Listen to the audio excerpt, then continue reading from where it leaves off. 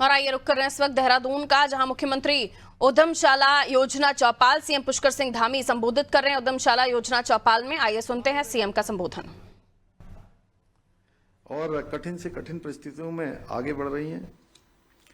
हमारा प्रदेश का जो परिवेश है वो कठिन है और इन कठिन परिस्थितियों ने हमें सिखाया है कि राह चाहे कितनी भी कठिन क्यों ना हो, यदि इरादे मजबूत हैं तो हमको अपने लक्ष्य से पहुंचने पर कोई शक्ति रोक नहीं सकती है, कोई बाधा हमारे मार्ग में रुकावट नहीं पैदा कर सकती है। भाइयों बहनों, हमारे प्रदेश के उत्साही युवाओं में भी कुछ कर गुजरने की इच्छा है। हमारी साहसी जो मातृशक्ति है, उनके हाथों में हुनर है। हमारे जो किसान हैं उनके पास कठिन परिस्थितियों में काम करने का अनुभव है। इतना ही नहीं, जो स्थानीय उत्पाद है हमारे देश दुनिया के बाजारों तक पहुंच बनाने की उनकी पूरी क्षमता है। जरूरत केवल इस बात की है कि उनको एक सही दिशा मिले, हुनर को जो है सही पहचान मिले, सही आवश्यकता मिले और उनके जो सपने हैं उन सपनों को नया अवसर मिले।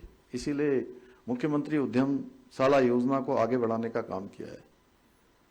और मुख्यमंत्री उद्यमशाला ये पहले से भी चल रही थी, बहुत दिनों से चल रही थी और आप लोगों को भी इसका नाम ही नहीं पता होगा, क्या नाम था करके।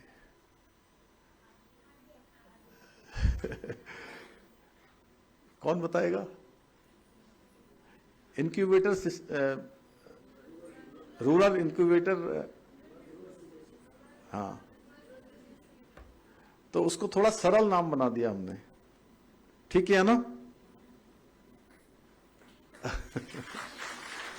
इसका नाम थोड़ा बदल दिया था भाई साहब ने, तो हमें लगा कि नाम ऐसा होना चाहिए जो सबकी समझ में आसानी से आ जाए और ये क्या काम करती है, क्या काम ये हमारी उद्यमशाला करती है, इसमें क्या होता है, ये भी सबकी समझ में आ जाए।